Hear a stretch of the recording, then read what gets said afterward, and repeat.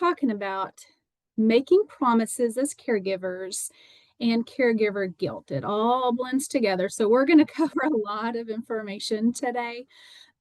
um, Really, we're going to identify and define guilt. We're going to see, identify, well, what things make us feel guilty? Because there's a lot of different things as caregivers that can make us feel guilty. But then, well, how do we work through or manage guilt? I kind of want to say overcome guilt, but sometimes we can't. But how do we manage and continue to work through it and provide the best care that we can provide? We are the James L. West Center. We are a organization, a nonprofit that serves persons impacted by dementia, and we do that through a variety of services. You are taking advantage of our education. We have rebranded our education to Dementia IQ, but we have live programs. We have our on-demand programs as well. But we also, here the building on the slide is the West Center. We're in Fort Worth, like close to downtown Fort Worth, and we can provide residential services, short-term stays, dementia-specific rehab. But we also have a senior day program that's in a separate location. And then we recently started in-home care or at-home services. So we really are providing care for you no matter where you are at. There we go. So we are going to talk a lot today about identifying promises. How do we work through guilt and maybe replacing the word guilt with a word that seems to be a little bit more appropriate to what we're actually feeling? And then how do we cope with guilt and these uncomfortable, kind of painful emotions that we have? And then how do we practice self-forgiveness and support? But let's start off with identifying really what a caregiver should be, or what we think a caregiver should be. So this is an ad for the perfect caregiver. But wanted, a full-time caregiver for a dementia patient must have unlimited stamina, be energetic, alert, attentive, friendly and caring, totally understanding, and forever patient. Must be willing to always subordinate their own needs to those of the patient and have few, if any, other commitments. Must know how to handle any situation, have a background degree in psychology, human relations, and preferred basic nursing skills and a basic knowledge of medications and their interactions, as well as their side effects. Must be prepared to work for no pay and expect little, if any, appreciation from the above abilities from the patient. Anybody like raise your hand and say, yep, that's that's about right. We have to be loyal. We have to be on call 24/7, all of these things, right? But is this real? Is this realistic? Are we setting ourselves up for, or other people setting ourselves up for failure, right? Or just not being able to meet these demands that we place on ourselves or other people place on us. And when we can't meet these demands, a lot of the time for caregivers, what comes along with that is guilt. Guilt that I didn't have a degree in nursing. Guilt that I don't have unlimited stamina. Guilt that I can't do, or I should be doing more, right? And with so caregiving, some statistics. So caregivers are referred to or known as the hidden patient. I would say particularly dementia caregivers, because all the attention is put on our person, right? In all sorts of different settings, from the doctor to the pharmacy to at home to all the siblings and families that care for them. And the caregivers that are providing that care really don't get a lot of attention, but you're expected to do a lot of things. Right now, there's nearly 12 million Americans that provide unpaid care for people with dementia. And these are 2025 numbers. We got them from the Alzheimer's Association facts and figures. But the number is, caregivers will provide an estimated 19 billion hours of care valued at $412 billion. In this, I put that at 16 times the total revenue of McDonald's in 2023. So this is the amount of care that caregivers are providing at home. Whew, that's a lot, right? Nearly half of all caregivers provide help to older adults and do so for those that have dementia. Over half, 67% of caregivers are women, and those women, about a third of them are daughters providing care, either, to their parents. And a quarter of all caregivers are that sandwich generation. So not only are we providing care for an aging relative or an aging loved one, but there's also at least one child in the home that they're providing care for. And 30% of caregivers are 65 or older. So these are stats that we look at, just identifying, well, who are these caregivers that are providing all this care that really need help, right? Because there is an increased risk for an earlier death for caregivers.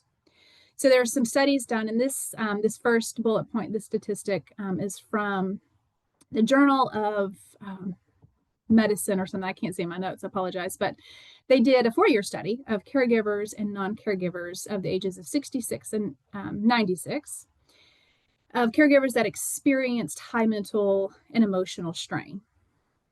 So caregiving for somebody with dementia. And those individuals that had high mental and emotional strain were 63%, had a 63% higher risk of passing away before people of the same age that were not caregiving.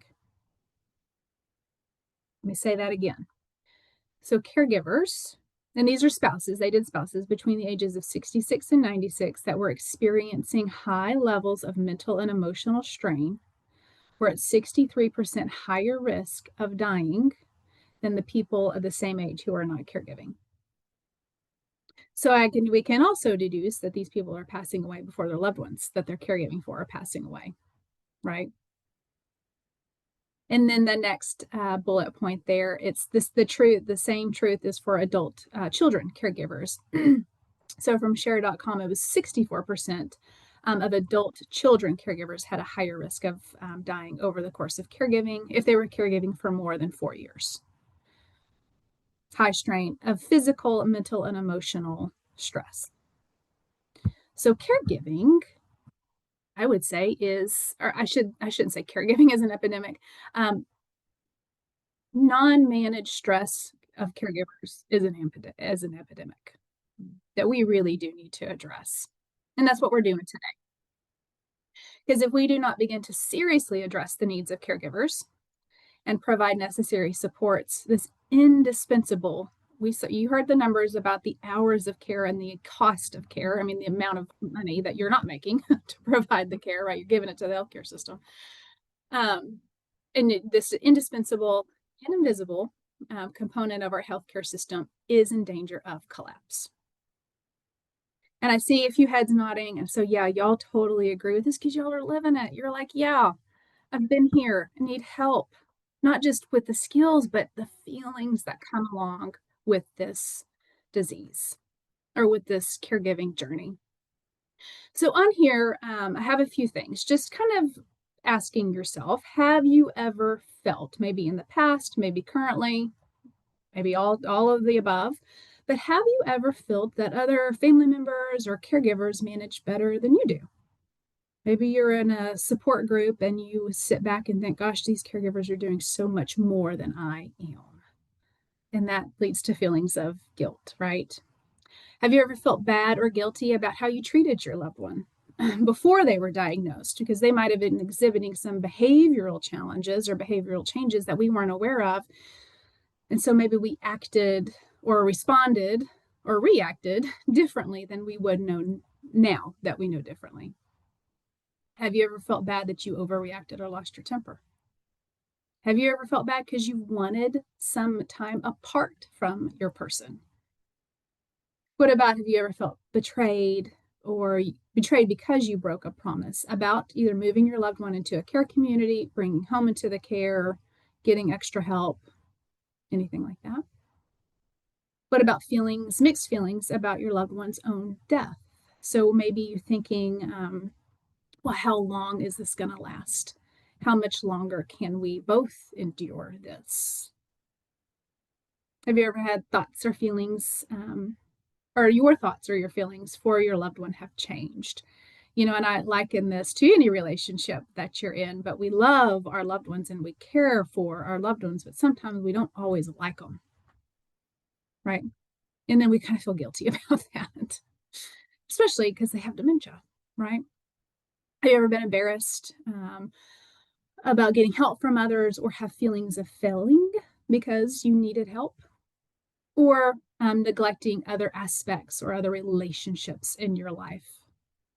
This could be a spouse that you're with, a partner, it could be work, it could be kids, it could be parents, friends. And I have these up here because I I would deduce that every single one of you have said, yes, I have felt at least one of those feelings. And I put them up here because I want you to know that these are natural feelings, these are natural thoughts, and they are normal for caregivers to have. So I could probably say everybody on this call today has felt at least one or thought at least one of these things. And that's normal and it's natural. And there's not anything wrong with it. It's what we do with these thoughts and feelings that's important. And that's what we're really going to get down to today. But I really am going to focus on making a promise about getting help, either bringing help into the home or moving somebody into a care community.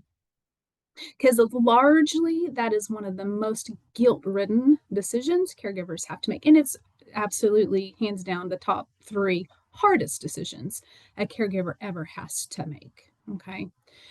And when we make a promise, a lot of the times when we're first diagnosed or we're going through the diagnosing process, or it might have been even before our loved ones had any changes, but we're just talk about this because I can remember with my mom, before anything ever happened to her, it's just a kind of part of the conversations we had as a family.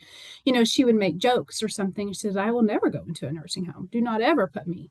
Because she would say, if anything ever happens to me, I am not going to a nursing home. Okay, Mom, we promise we're not going to do that. So it could have been those conversations you had before anything ever happened, right?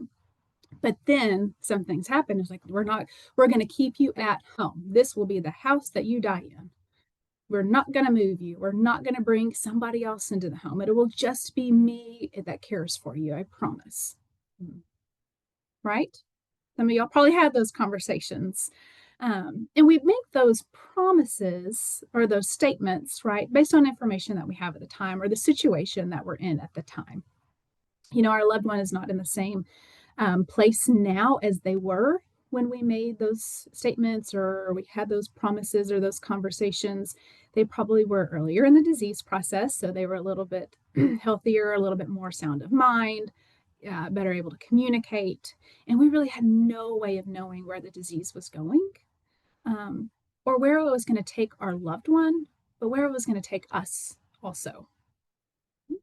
We can't know that. It's impossible to know that information.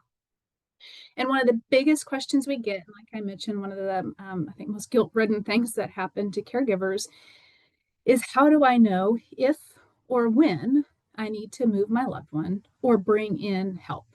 Okay. And it comes down to, and this question really is kind of impossible to answer because it's so different for each person, but it does come down to safety. So, and this is safety, physical safety. Am I physically able to care for my person? Am I emotionally safe as well? So, this is physical and emotional safety for my loved one, the one with the disease. Are they physically safe? Are they emotionally safe? But also for me as that care partner. And feeling emotionally safe means accepting that you cannot control everything and you're able to trust your ability to cope. So again, emotional safety, because sometimes saying, what is emotional safety? I know when I physically can't, my 6'3", 200-pound husband, I know when I physically cannot help him. I get that. But emotional safe, what do you mean? Well, that means, I can accept that I can't control everything. So that's hurdle number 1.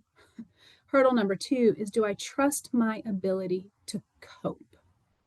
And cope positively or in a healthy manner, right? Because I can cope by drinking a couple of bottles of wine every night, but that's not healthy. And do I trust myself to cope in a healthy manner? All right, and we're going to walk through a little bit more what this looks like. But again, we had the best of intentions when we said whatever our promises were. And when it was one of good faith, and it might be we're not moving you to a nursing home. It could be that we're going to keep you in this home for until you die. It could be that this is not going to change our relationship in any way. This could be to your loved one. It could be to a spouse. It could be to a child. Could be, I'm going to continue to be the 100% PTA mom and be at all the games and all the stuff and be a full-time caregiver. It's all these promises that either we say out loud or we say to ourselves. And we might have thought, yes, with additional, I might bring in some help. I might use like adult day services, or I use community organizations, or I really expect friends and family to step in. And what I expect friends and family to do may not always happen, right? Mm-hmm. And we really likely, particularly with this disease, really had no idea how much help our loved one is going to need as the disease changes, the kind of help our loved one will need, how many hours it would take, but then also the expense. Now, there is an expense to moving somebody into a care community, right? But there's also the expense of hourly health care, whether it's somebody in the home, adult day programs, and all that stuff. So we generally sometimes don't know the expense that those come along with. And really, we could have been in denial or truly did not have the knowledge about the amount of care, the time of care, the complexity of care needed. And when we're in an earlier situation, we usually say, well, it can never get that bad. And that bad, we may not know what that means. Now I want to back up and say caregiving's not horrible, right? We caregive and we love for our loved ones. But with dementia and the changes that happen, in the later stages, middle stages even, it is 24-hour care for a person. They cannot be left alone without supervision. And eventually in the later stage, it's 24-hour hands-on care for our person. So we are helping them with all activities of their life. This is from getting them up in the morning, making sure that they have good quality of life, they're doing activities that they enjoy, and creating them in a way that they can successfully do them, making sure the environment's safe, that they're eating correctly, that they're swallowing stuff correctly, all the way down to helping them with showering, toileting, when there's incontinence that comes up. So we just typically do not know unless we've done it before.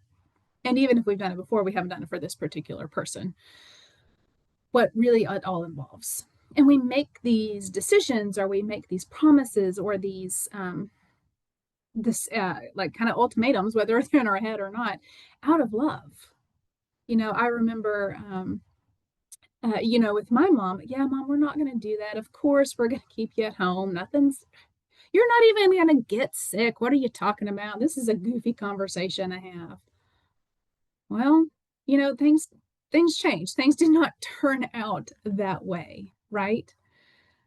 So we're going to be careful. And a lot of the times especially when we're talking about moving, we have visions of nursing homes, care communities, right?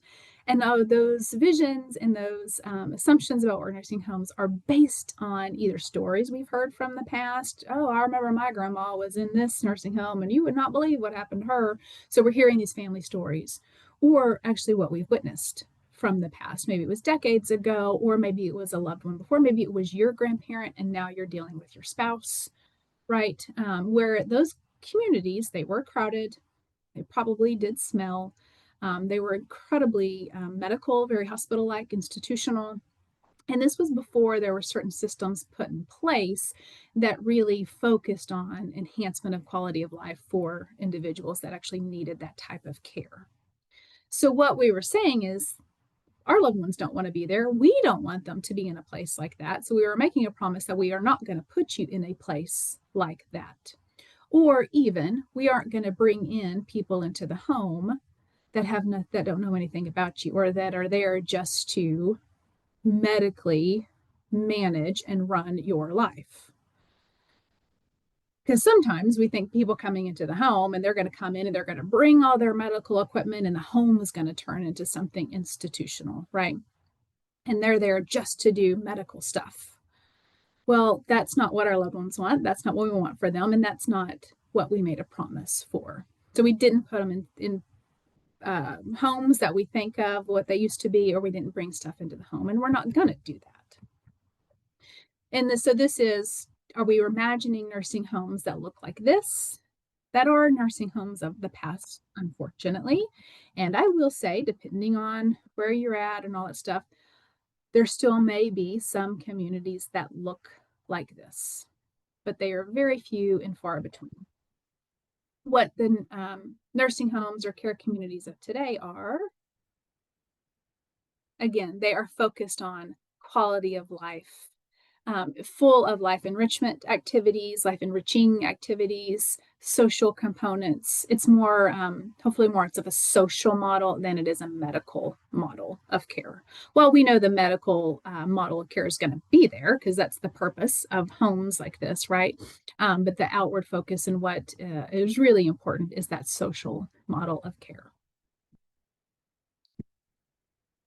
We also, at the time, probably did not realize the strain full time caregiving could put on our relationships with either our spouses, our partners, how we raise our kids if we're in that sandwich generation, how our work at our jobs, how we stay connected to friends, our hobbies that we enjoy, and also be a full time caregiver. Can we do both? And sometimes we think, oh, it's not going to be that bad. I'll be able to manage. And you know what? For some of us, for the first part, first couple of months, we were able to manage. But then we got tired and some things had to start giving, right? So whether it's what we do with our time had to start giving, but also how we were coping with these changes started to give as well. Because we based these thoughts, these facts, these decisions, the thoughts, decisions, and promises on the knowledge and the facts and the beliefs we had at that time when things were different. But with dementia, we know this is a progressive terminal disease. And it's going to change over time. And no matter how much we're having to make hard decisions in life, life gets in the way. And this is where the guilt part of this comes in. So guilt, because we have guilt over all these things, but guilt is a painful emotion. It's an uncomfortable emotion that we experience when we believe our actions or our thoughts have violated either a moral or personal standard. Or to put it in better terms, we feel like we have done something wrong. We have hurt somebody, whether it was intentionally or unintentionally. And then we deserve feelings of blame. It's my fault. I should be beat up because of this. And really, a lot of the times with guilt, it's for imagined offenses, or it comes from a sense of inadequacy. I think I hear a lot, and I've said it to myself a lot, I should have done more. I should be doing more, right? These are imagines, comes from this sense of guilt and this blame so blame can be put on to us by others, but a lot of times we're putting this blame onto ourselves. And caregivers experience a lot of guilt due to the stress of caregiving, but the complexity of care. And when we have these feelings of guilt that go unchecked, it really also brings feelings of depression, burden, anxiety, hopelessness, resentfulness. I could go on with some of these other painful and uncomfortable emotions. But guilt is very normal. And it's something that as a caregiver, we're going to learn how to cope with it. But I'm going to honestly tell you, it's going to be a feeling that I can't tell you we can completely take away. But we're going to work on how we can manage it and how we can cope with it and how we can look at it in a different way. But knowing that we all have limits, we are all human, and our health and our happiness are no less important than our loved ones. And when we have health, happiness, good well being, we're able to provide better care for our loved ones. But I also want to say that guilt also exists with other emotions like grief, loneliness, and shame. And I bring that up because I also want to talk about grief just for a short minute, because grief is our emotion to loss, whether it's a physical loss, it's an emotional loss, it's a mental loss, but any kind of a loss. And particularly with dementia, it's really any type of change that we see in our loved one. So any change, or as the disease progresses, there might be a loss of somebody's ability to do X, Y, or Z. So that's a loss that we incur And when we have a loss, grief accompanies that. Grief is normal and it's expected. Guilt is normal and it's expected.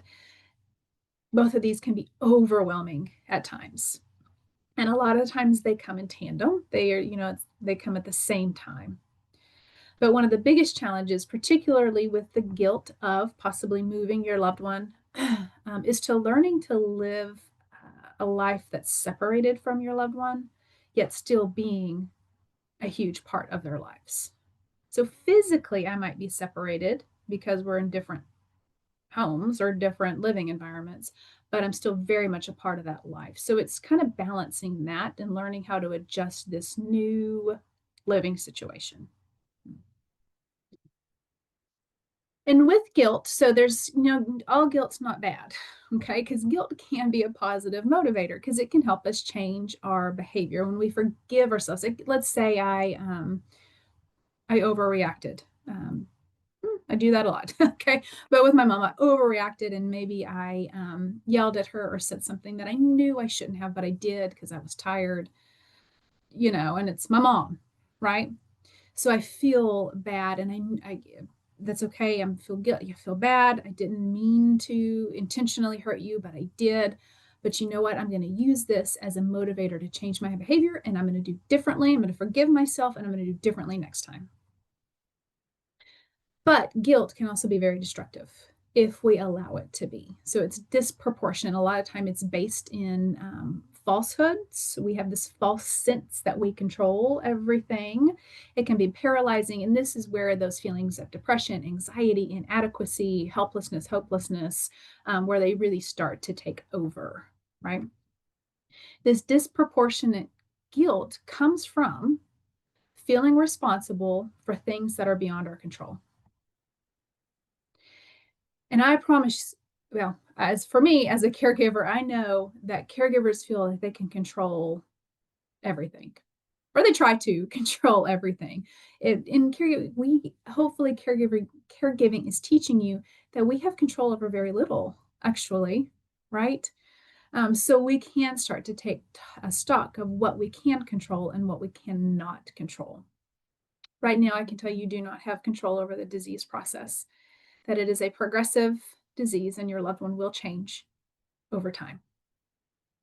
We have no control over death. We have no control over other diagnoses that might come up. We have no control over other people in our lives, whether it's spouses, siblings, family members, friends, coworkers. We have no control over their choices, their decisions, their feelings.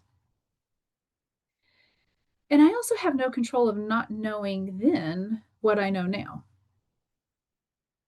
Right? Because have y'all ever done well, if I just would have done this in the past, it would have been different. Well, I didn't know this in the past, and I have no control over that. Right? We kind of beat ourselves up for something we did in the past when we didn't know. But what I do have control over are my actions, my responses, my behavior, my ability to learn and to do differently, even if sometimes it takes me a long time to learn and do differently. I have that control over myself. I have control over how I use my time, and I have control over my self-care. But do you see kind of a theme here on what I have control over? I have control over me. I don't have control over anything else. I don't have control over the doctor ran late. I don't have control over the traffic, right? So let's say I'm going to the doctor's office. There was a wreck. There was a lot of traffic. We missed the doctor's appointment. And if that happens, would you feel guilty? Oh gosh, oh man, I feel bad. I didn't get them to the doctor's appointment. Oh, and now we're gonna have to wait several more months. I should have known better. I should have gotten up there earlier. I knew that. Gosh, I feel so guilty. And now he's not going to get his medication. We need to do these tests. We need to really talk to him. And we have these feelings of guilt. But these is unrational because we are feeling guilt and taking blame on something we had no control over. When what we could be saying is, I regret that traffic happened and that we missed that doctor's appointment. So this is where I want you to start reframing. This is where we're going to get into the heavy work here. The feeling or the word guilt versus regret. So guilt is I've done something that caused harm, whether I did it intentionally or I did it unintentionally, right? Regret is the feeling of sadness, disappointment, even repentance over something that has happened. So I may regret the situation. I may regret we missed that doctor's appointment. I may regret that the disease has taken a turn that I did not expect, and we had to bring in extra care in the home. But I don't feel guilty about it. I just feel disappointment over the situation. So what we may be feeling is regret. And we can feel that we could have done something differently, right? I regret that I lashed out at my mom. I wish I would not have done that, but you know what? I'm going to do it differently next time. Because we need to call it what it is. We don't need to stay in this destructive guilt, flipping back and forth, right? Because this is like it right here. It even says it's a false sense of power.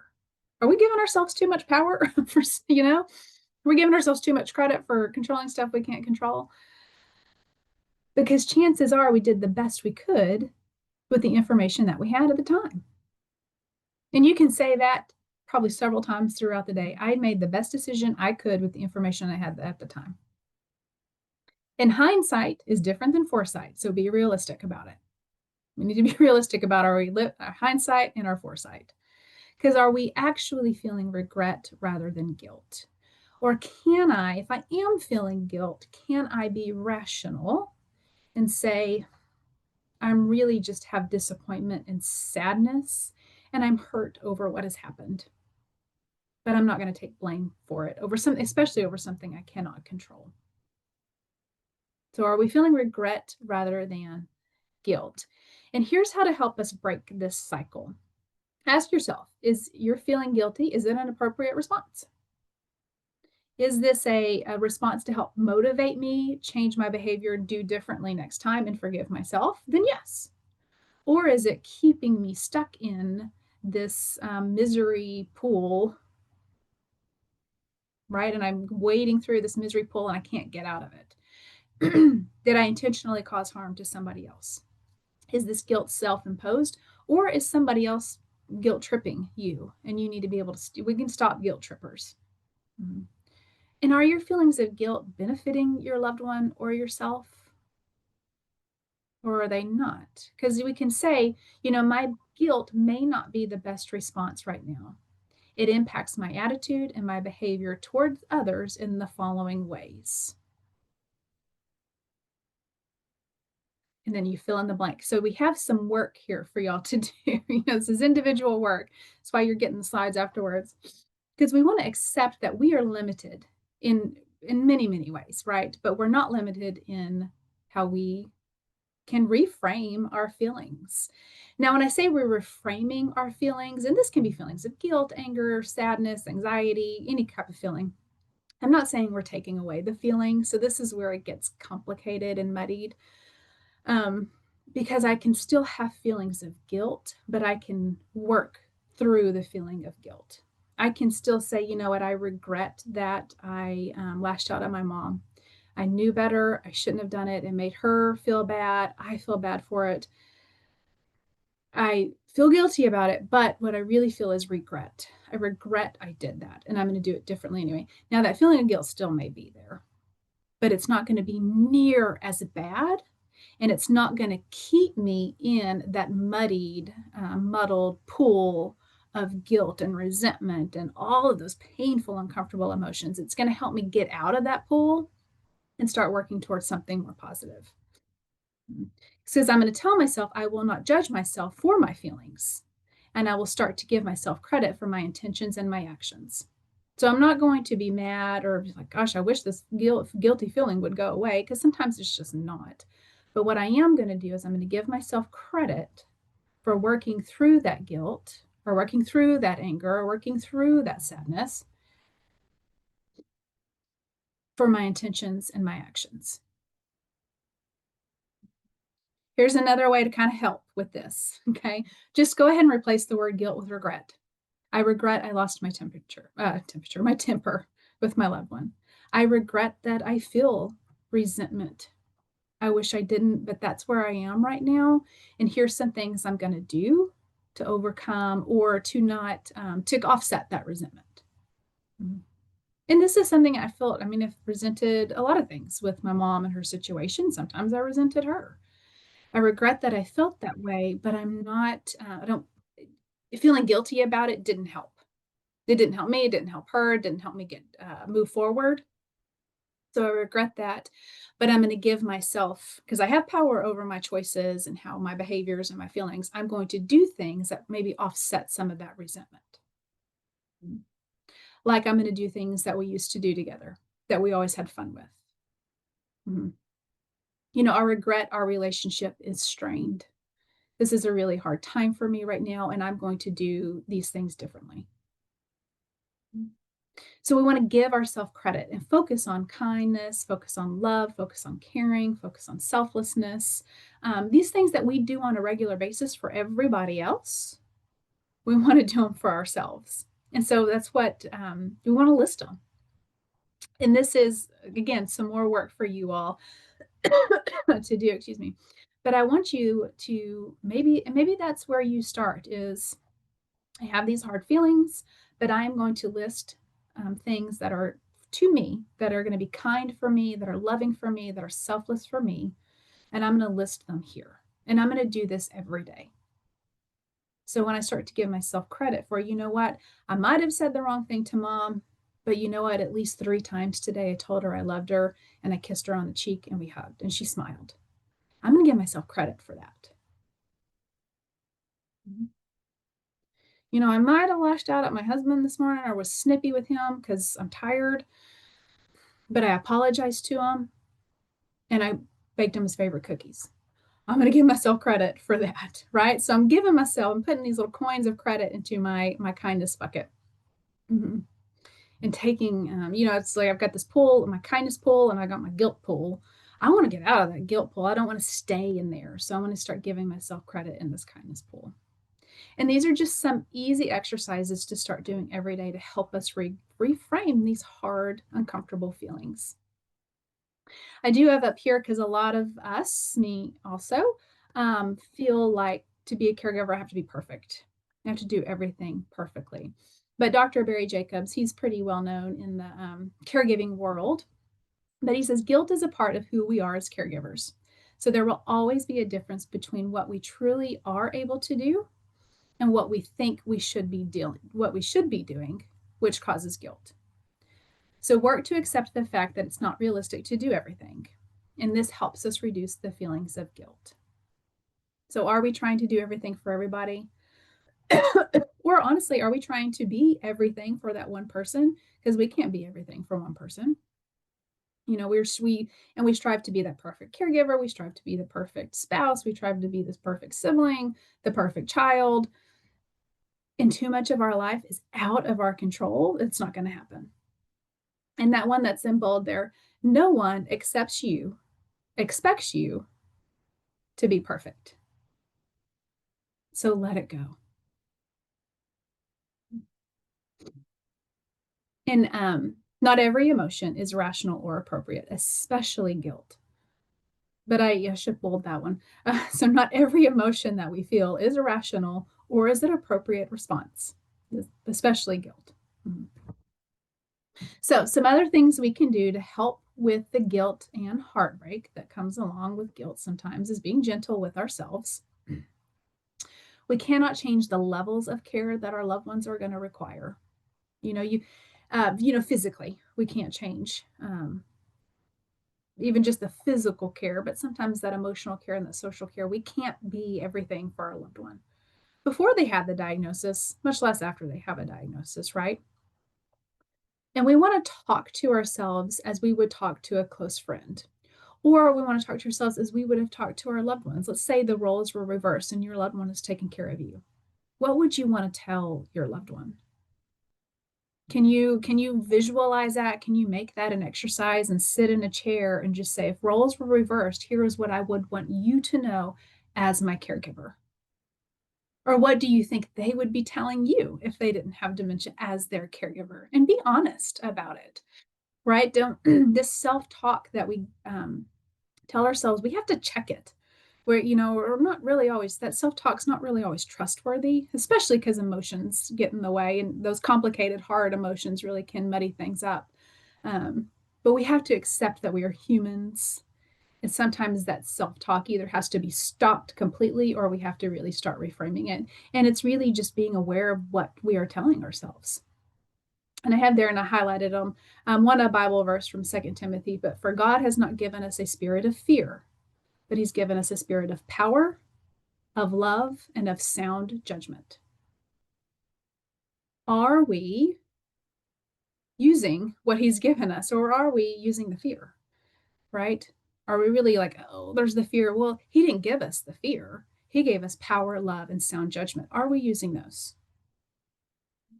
And some of those exercises we talked about earlier can help us get to that sound judgment, but using our power in a more appropriate way and our love. And then that last one there from Seneca, who was a philosopher, Stoic thinking, but we are more often frightened than hurt. We suffer more from imagination than from reality. So a lot of the suffering and hurt, hard emotions, painful emotions really are in our imagination than they are from reality. And if we're aware of what our self-talk is, we can help distinguish those. Remind ourselves that we honored the spirit in which we made those promises that maybe we can't do anymore. But we're honoring that spirit. So I said, we're not putting them in a place or bringing in care into the home that's horrible or putting them into a place that's horrible. We're honoring the spirit of that we promised that we were going to provide the best care for you till the day you died. And that's what we are doing. Now, it might look differently than what we thought it would look like, but we're honoring that spirit, right? Because we had no way of knowing what the disease would bring. We had no way of knowing what would change, how our loved one would change. But that spirit of, I think all of us can say, I'm going to provide the best care for you until the very last breath that you have. And that's what I'm honoring. And that's what I'm going to continue to keep. Even though logistically it didn't look like the way I thought it was going to look like, but I'm honoring that spirit. So the reality is you vowed to provide them with the best possible care in a comfortable setting. So we are making sure that they're properly cared for, and that's what caregiving is all about. Even though it might not have played out the way you thought it was going to play out. Mm-hmm. It's the spirit behind that. And we need to trust ourselves. You did the research, you didn't make a rush decision, you educated yourself, you learned what you needed to. And for some of us, we had to do that kind of after the fact. Some of us had to make a rush decision just because of the situation. But then we came back and said, is this the best place for our loved one, or do we need to do something different? Mm-hmm. Because we educated ourselves. And when we do this and we make the best choice for our loved ones and for ourselves, don't second guess yourself or don't let others give you self-doubt. Because this is where we come in. I trust myself, and this is the power that I have. I can control this. This is the power that I have. I can trust myself and know that I've made the best decision for my loved one and for myself. And I want to stand firm on that. And give ourselves permission to feel and experience our emotions. It's okay to cry. It's okay to be sad. It's okay to be angry. It's okay to be guilty. It's okay to have, even though we don't want them because they're painful and they're emotional, we have to be able to feel those emotions. And a lot of these emotions are normal reactions. Excuse me. And we want to name them. We want to say, I feel guilty about this. I know rationally I shouldn't feel guilty, but I still feel guilty about it. Because what you'll find yourself doing is knowing up here, knowing that I've made the best decision. My loved one's in the best place for them. It's the best place for me right now. Also, this is the best thing for them. I know rationally up here it's the best, but I still might have a feeling of guilt or feeling of sadness or feeling of separation. And it's being able to live in that uncomfortable or that dynamic of rationally, I know this is right, but emotionally, my emotions are kind of out of whack here. But it's okay. It's okay to feel those emotions. It's okay to have those uncomfortable emotions in an uncomfortable time, right? But knowing that once I name them, I can tame them and I can say, I have these emotions. That's okay, but I'm still making the right decision. Mhm. Sometimes those don't always add up, but eventually they will. And we have to trust ourselves, right? And then we have to stop ourselves from that bad self-talk. So are we tearing ourselves down? Are we blaming ourselves? Are we the ones that are guilt tripping ourselves? Are we doing all this stuff, the self-blame? Are we doing this false guilt, these falsehoods that we put upon ourselves?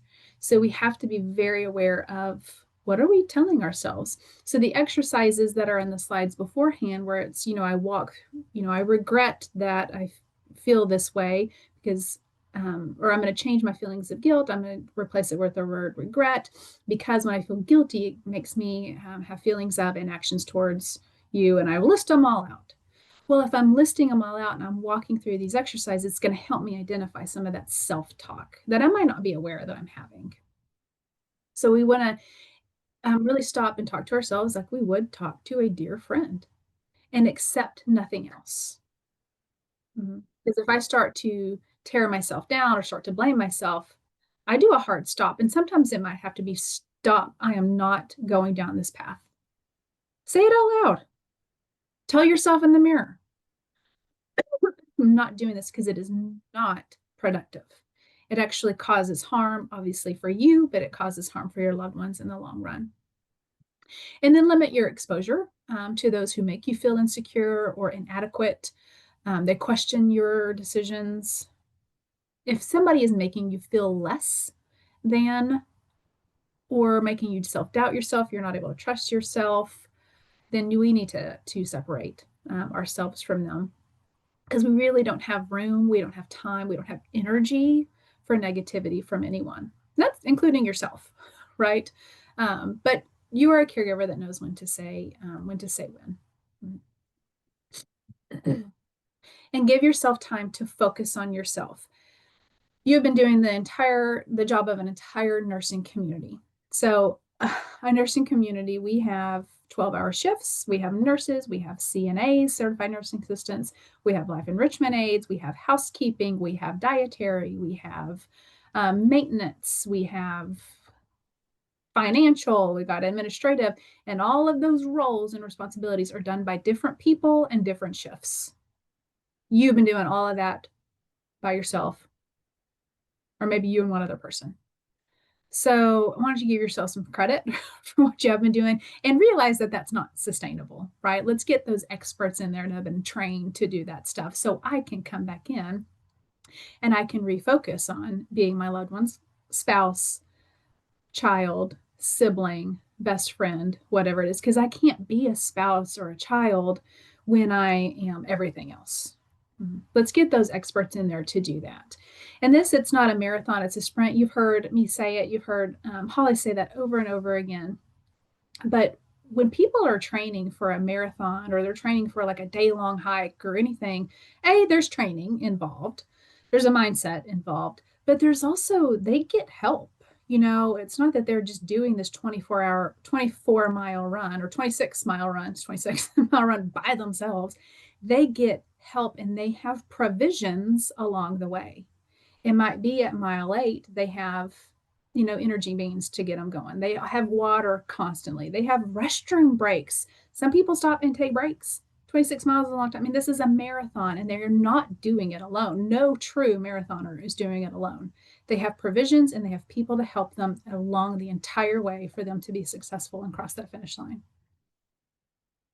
And that's how you have to look at your caregiving journey. You have to have provisions, you have to have people to help you to be successful so you can cross that finish line in a healthy way. I mean, cross it, standing up instead of just kind of crawling or sliding, crawling over that finish line, right?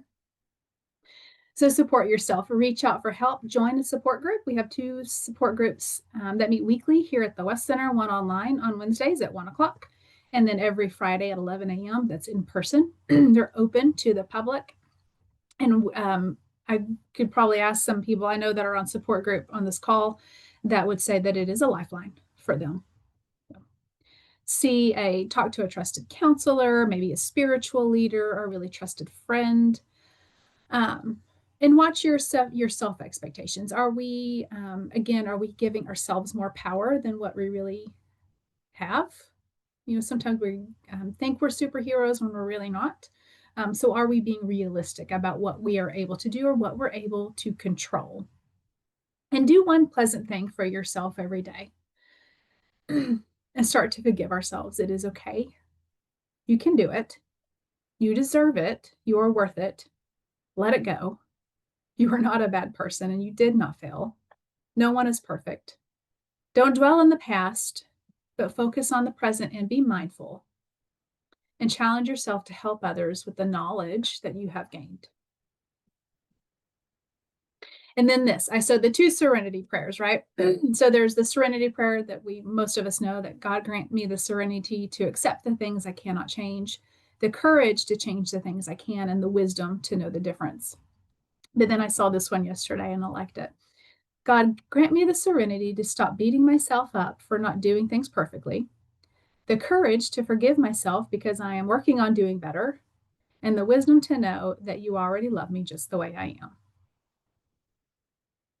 Maybe copy that and put it on your mirror every day, or put it on your screensaver on your phone or something, right? So there are some resources and our information here. And I know there was some stuff in chat. Let me get to it. But does anybody have a question or anything they want to share while I am looking through chat?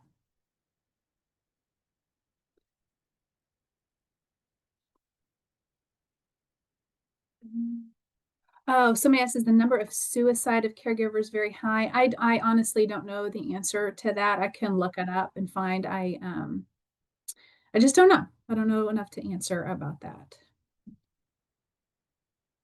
I have not, but my mom was my Nana's primary caregiver and she carries a lot of guilt. Yeah. Back surgery and is in the hospital for months, overwhelming. And I could get tired and aggravated with him. I would feel so bad for getting frustrated because he couldn't help it. This is so true. Yeah. Yeah, we're human beings. Yeah, even just medically, it's um, too hard for our family members to handle, right? Hey, Jamie, Yes. you said this was going to be on the website or on the YouTube channel soon. Yes. Should I check it back in like a week or should I check in a month? I am hopeful to have it up by Friday. Oh, terrific. Can you put the Yeah, YouTube link in the chat? I certainly can. Okay, terrific. Because obviously, being a full-time caregiver, I was kind of in and out, and I really want to come back Oh, and sure.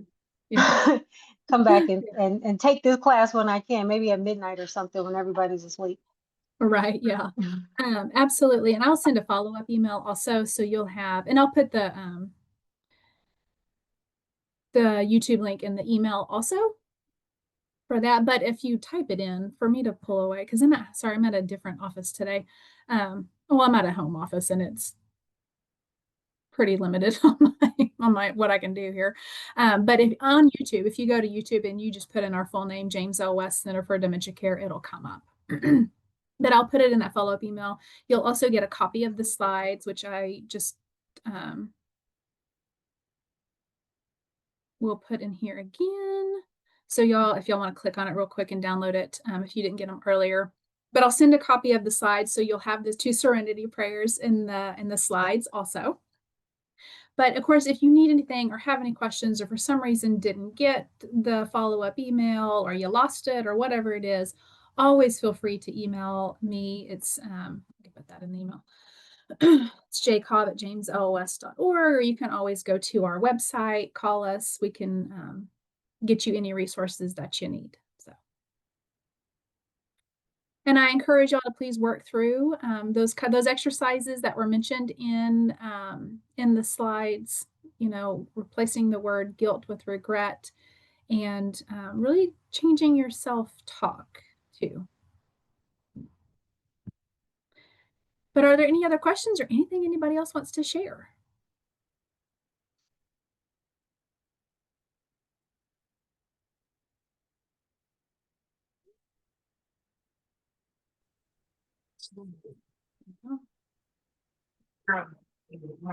Best days, pleasant times. When big life continues. Questions? All right. If there are no questions, be looking for that follow-up email this afternoon with all that information. And I guess that's it. So, all right. Thank y'all so much. Y'all have a great Wednesday.